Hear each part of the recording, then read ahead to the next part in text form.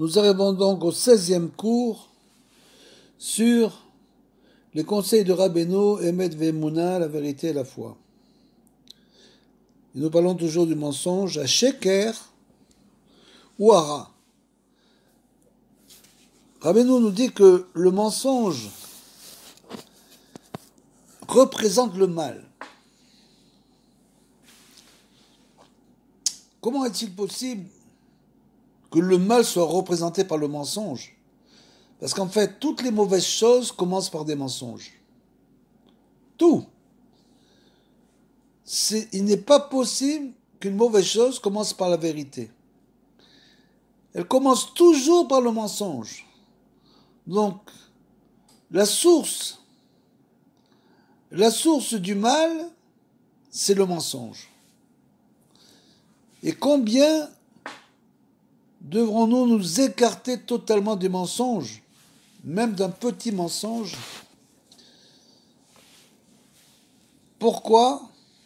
Parce que c'est déjà la voie d'entrée du Yetzer Hara. Le Yetzer Hara, c'est le serpent.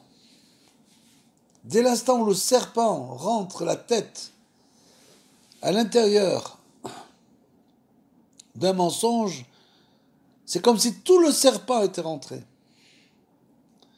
Donc il ne faut pas laisser rentrer le serpent, qui représente le mensonge.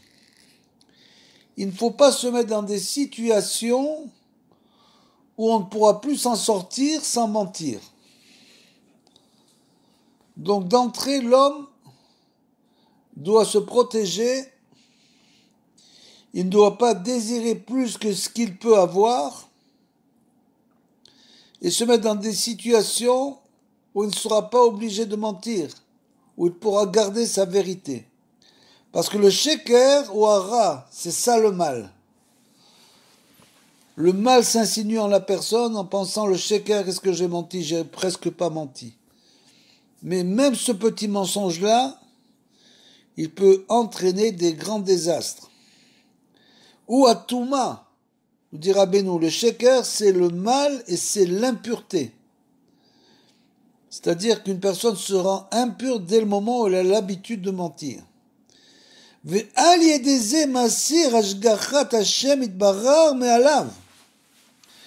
Et ça va entraîner une chose absolument terrible, que, à cause de ce mensonge-là, Hachem ne pourra plus poser sa providence divine sur une personne.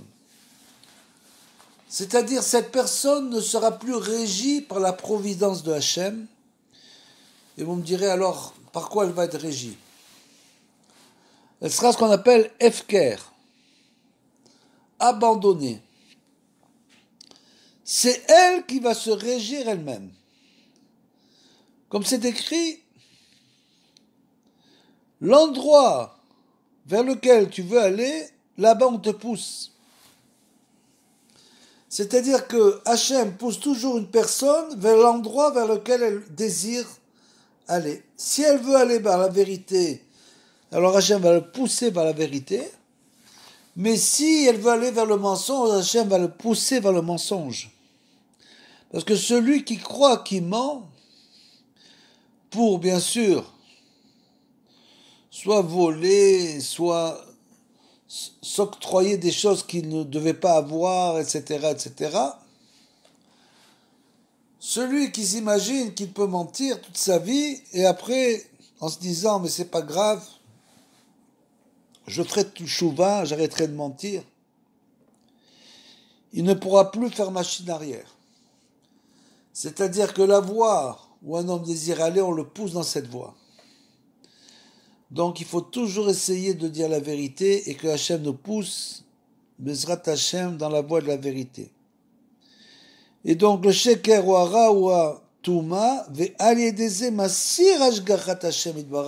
c'est-à-dire que l'homme n'est plus régi par la providence divine. Bien sûr, c'est plus difficile d'être régi par la providence divine que par le mensonge. Mais en fin de compte, le résultat ne sera pas du tout le même. Aval al-yedei ha'emet, Par contre, dès l'instant où un homme décide, tout ça c'est une question de ratson, de volonté. Un homme décide de dire la vérité. Dès l'instant où l'homme décide de dire la vérité, Ashgachat Hashem itbarar alav beshlemut. À ce moment-là, Hashem pour le diriger entièrement par sa providence.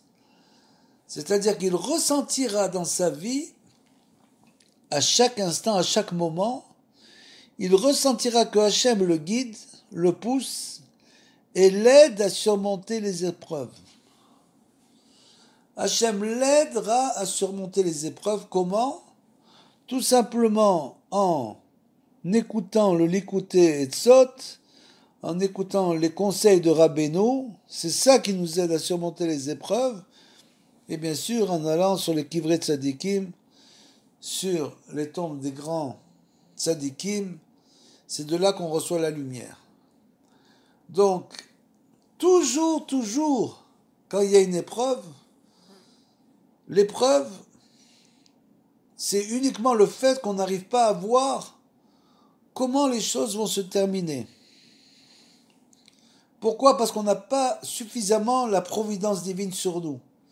Si on avait la providence divine, on comprendrait que ce n'est pas vraiment une épreuve et que finalement ça se terminera bien. C'est pour ça qu'on est obligé d'avoir affaire aux tzadikim, aux grands tzadikim, qui viennent nous aider à comprendre la providence. Mais pour cela, il faut faire un kéli, il faut avoir un instrument. Cet instrument, c'est la vérité. Dès l'instant où un homme détient cet instrument qui est la vérité, à ce moment-là, Hachem peut poser sur lui sa providence totale.